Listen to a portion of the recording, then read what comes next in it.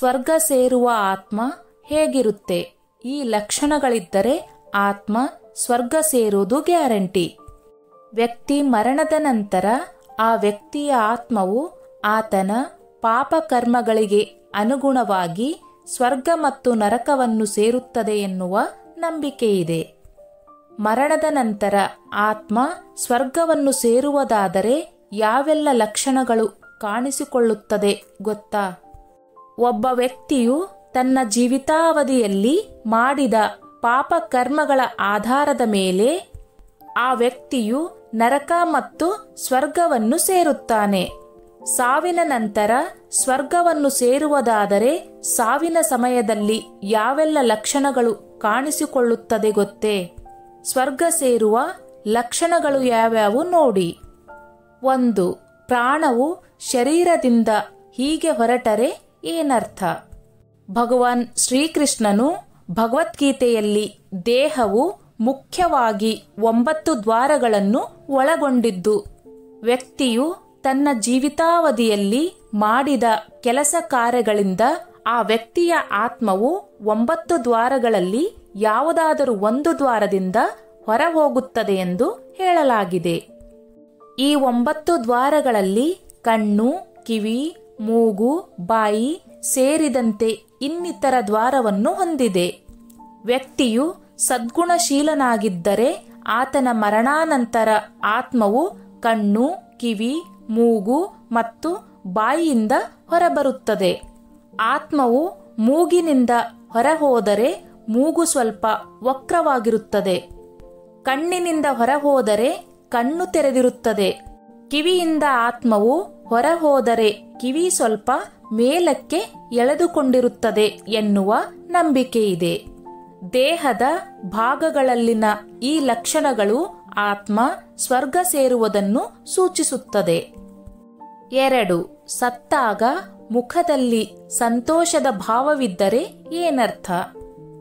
ಜೀವಿತಾವಧಿಯಲ್ಲಿ ಉತ್ತಮ ಕೆಲಸಗಳನ್ನು ಮಾಡಿದ ಜನರ ಮುಖದಲ್ಲಿ ಸತ್ತ ನಂತರ ತೃಪ್ತಿಯ ಭಾವ ಕಾಣಿಸುತ್ತದೆ. ಸಾವಿನ ಸಮಯದಲ್ಲಿ ಆ ವ್ಯಕ್ತಿಗಳ ಮುಖದಲ್ಲಿ ಅದೇನೋ ಹೊಳಪು ಕಾಣುತ್ತದೆ. ಮರಣಾನಂತರದ ಆತ್ಮತೃಪ್ತಿಯು ಸತ್ತ ವ್ಯಕ್ತಿಯ ಮುಖದಲ್ಲಿ ಕಾಣಿಸುತ್ತದೆ. ಮರಣ ಹೊಂದಿದ ವ್ಯಕ್ತಿಯ ಮುಖದಲ್ಲಿ ಈ ಭಾವನೆಗಳು ಕಾಣಿಸಿದರೆ ಆ ವ್ಯಕ್ತಿಯ ಆತ್ಮವು ಸ್ವರ್ಗ ಸೇರುತ್ತದೆ ಎನ್ನುವ ನಂಬಿಕೆಯಿದೆ. ಹಾಗೆ ತಪ್ಪು ಕೆಲಸಗಳನ್ನು ಮಾಡಿದ ಅಥವಾ ಪಾಪ ಕರ್ಮಗಳನ್ನು ಮಾಡಿದವರ ಮುಖದಲ್ಲಿ ಸಾವಿನ ಭಯ ಸ್ಪಷ್ಟವಾಗಿ ಗೋಚರಿಸುತ್ತದೆ. 3. ಸಾವಿನ ಸಮಯದಲ್ಲಿ ಮಲಮೂತ್ರ ವಿಸರ್ಜನೆಯಾದರೆ ಏನರ್ಥ? ಗರುಡ ಪುರಾಣ ಮತ್ತು ಕಠೋಪನಿಷದ್ನಲ್ಲಿ ಹೇಳಿರುವಂತೆ ವ್ಯಕ್ತಿಯ ಪ್ರಾಣವನ್ನು ತೆಗೆದುಕೊಳ್ಳಲು ಯಮದೂತರು ಬಂದಾಗ ಆತ್ಮ ಭಯದಿಂದ ಆ ವ್ಯಕ್ತಿಯ ದೇಹದ ಕೆಳಭಾಗಕ್ಕೆ ಚಲಿಸುತ್ತದೆ ಎನ್ನಲಾಗಿದೆ.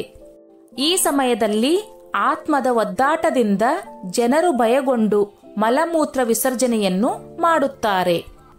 ಯಾವ ವ್ಯಕ್ತಿ ಸಾಯುವ ಮುನ್ನ ಮಲಮೂತ್ರ ವಿಸರ್ಜನೆ ಮಾಡಿ ಸಾಯುತ್ತಾನೋ ಆ ವ್ಯಕ್ತಿಯ ಆತ್ಮವು ಮರಣಾನಂತರ ಸ್ವರ್ಗವನ್ನು ಸೇರುತ್ತದೆ. ಆತ್ಮ ಸ್ವರ್ಗೀಯ ಪಾಲನ್ನು ಪಡೆದುಕೊಳ್ಳುತ್ತದೆ. 4. ಸಾವಿನ ಸಮಯದಲ್ಲಿ ಈ ವಸ್ತುಗಳು ಹತ್ತಿರವಿದ್ದರೆ ಏನರ್ಥ?